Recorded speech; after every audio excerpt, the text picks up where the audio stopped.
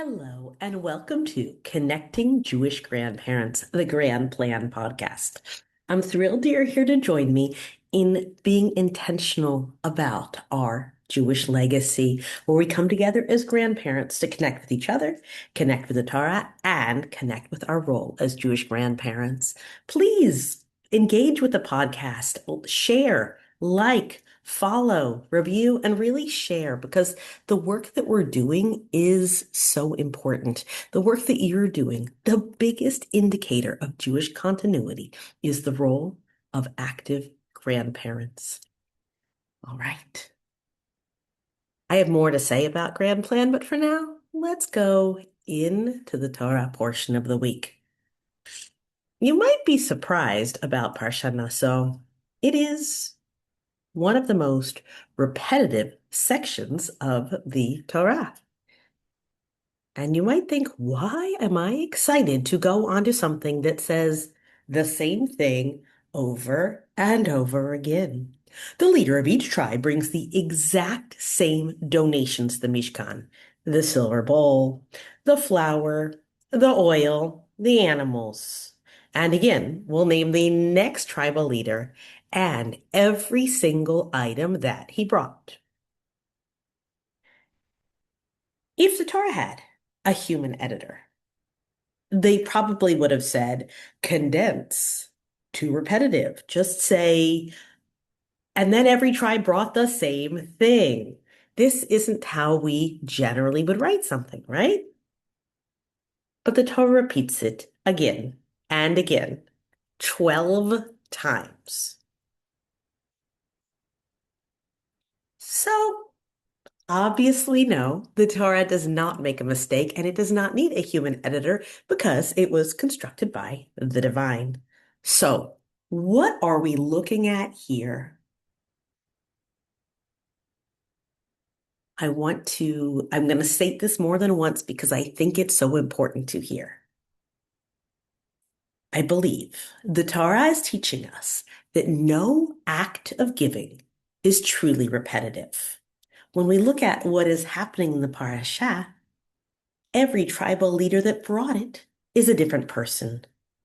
Not just another human with a different name, which the Torah mentions, but a different human being, a different heart, a different story, a different tribe, a different family as part of the same family, but different elements.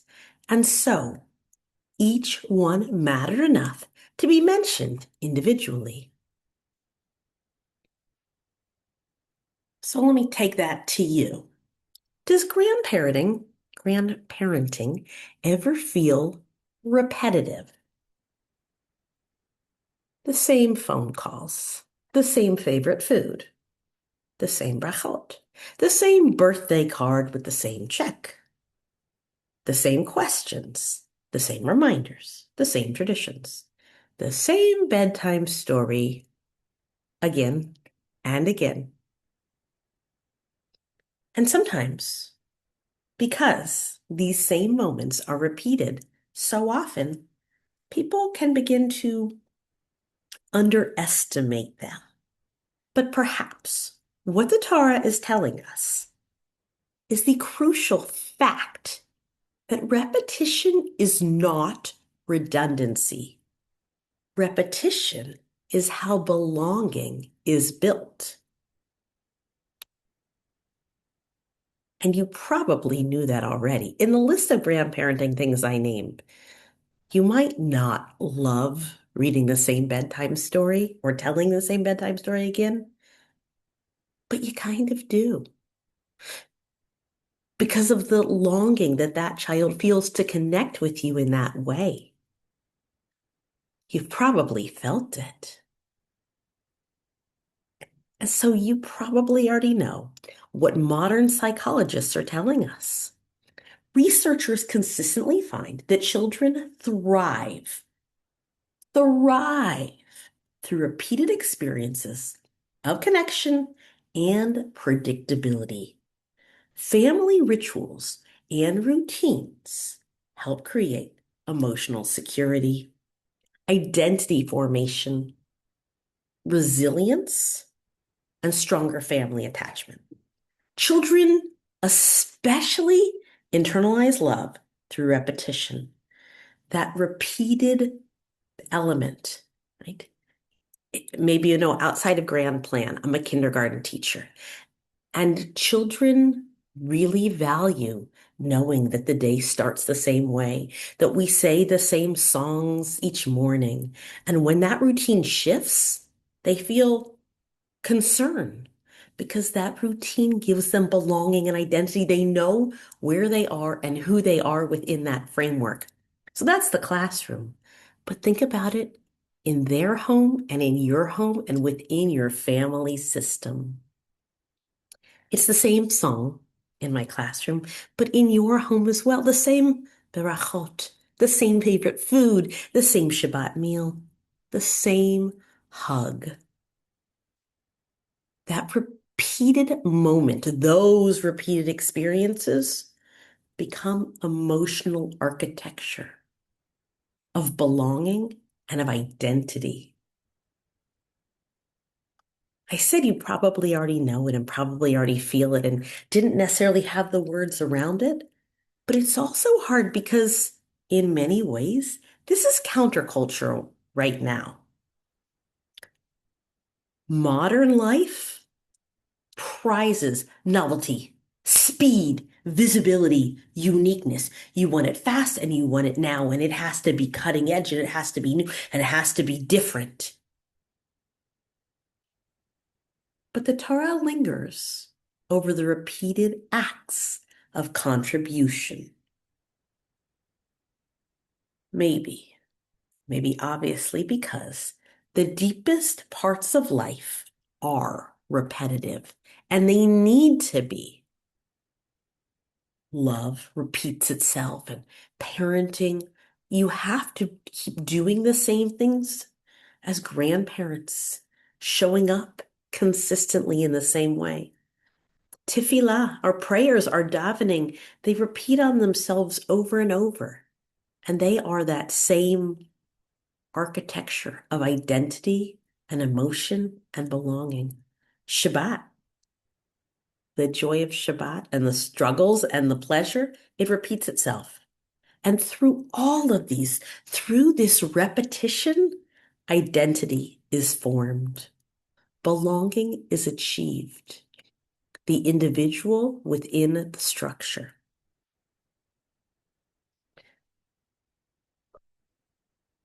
I said that this is counterculture today, but there's another piece of tension on it. Because grandparents, parents, and maybe everybody often wonder, do the small things that I do actually matter? Do those little acts do anything at all? Is that effort for anything? Is it too small? Is it not enough? The weekly phone calls, baking the favorite cookies, the same stories, the yearly gatherings, the meal together, the song before bedtime. Why do I keep doing it? It's small and it's meaningless. And if you felt that nudge, that question, the Torah seems to be answering. These are worth repeating again and again, every word of it. The same silver bowl and the same animals brought, and the oil and the flour again and again. This is the crucial framework, the repetition done with love, the joyful, intentional connections.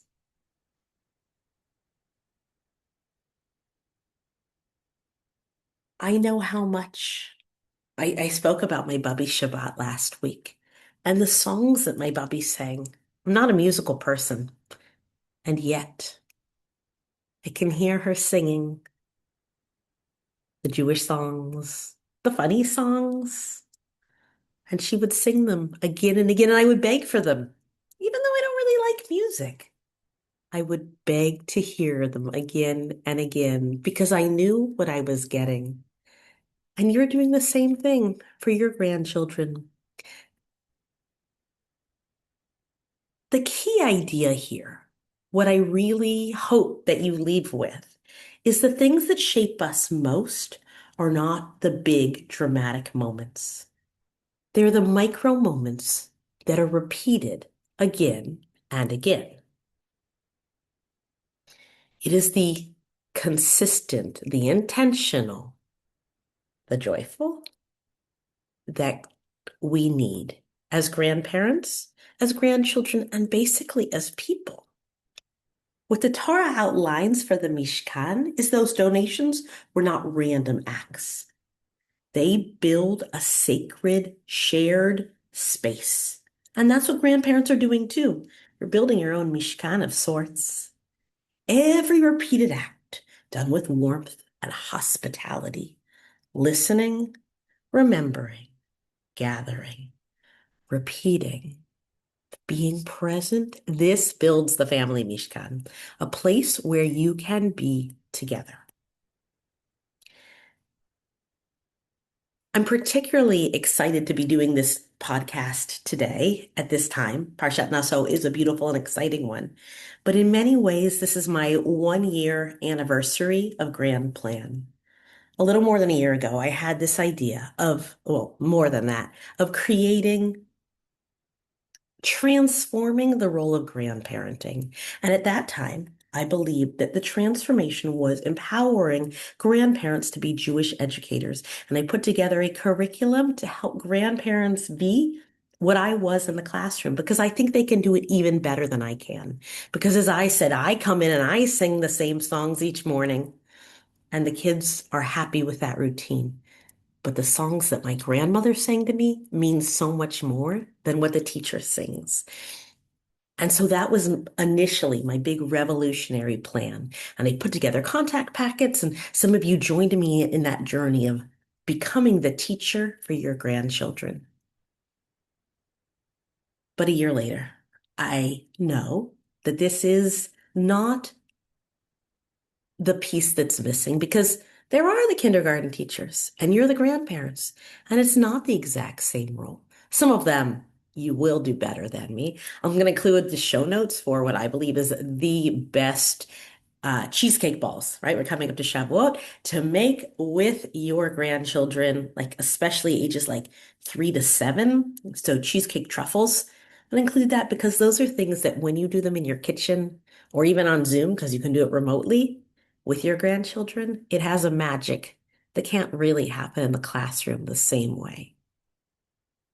But what I've learned a year later, you're not the kindergarten teachers.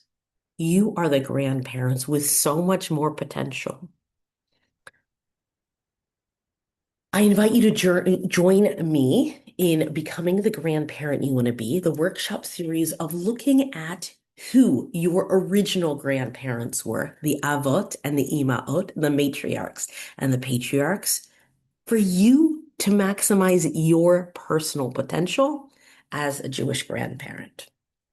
It's going to start right after Shavuot, so I hope that you will sign up now and be able to join me. The people that are currently in the workshop say that it is absolutely transformative as a grandparent, but as a person, that it really has changed them in a interpersonal relationship with others and with the divine, that spiritually they feel more in tune and more connected.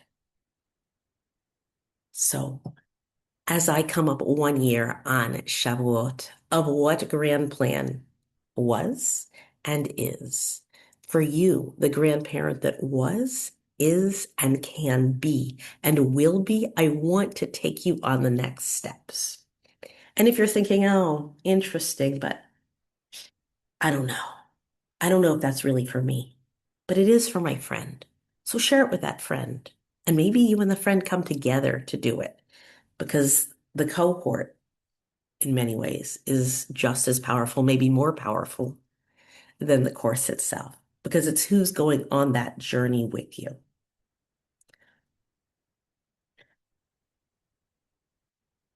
As we As I finish today's podcast and I come back to Naso, I want you to think about those small, repetitive, incredibly powerful moments that you are providing.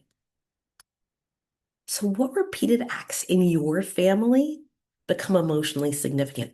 Reflect on it for what you received from the generations before you. Was it in the Turkish community that I lived in before Israel?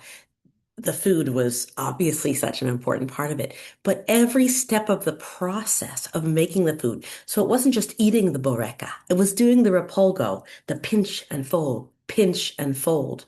And that pinch and fold, that repetitive action, that's where the real love is.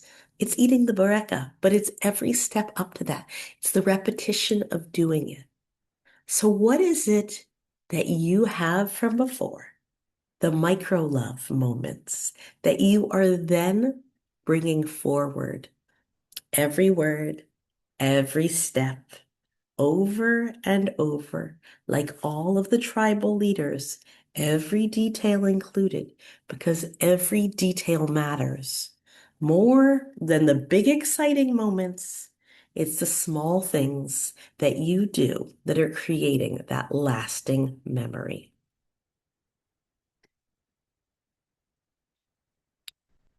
The memory, the identity, the belonging, and ultimately the legacy.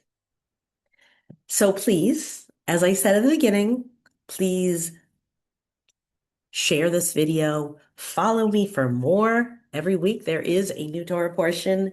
There is more of how this connects to you as a grandparent. So follow me, share me, like, and leave comments. I would love to be engaged with you more actively. Have a wonderful week and a beautiful Shavuot. Join me in the course, that's in the show notes, and so will be that cheesecake ball truffle recipe. All the best.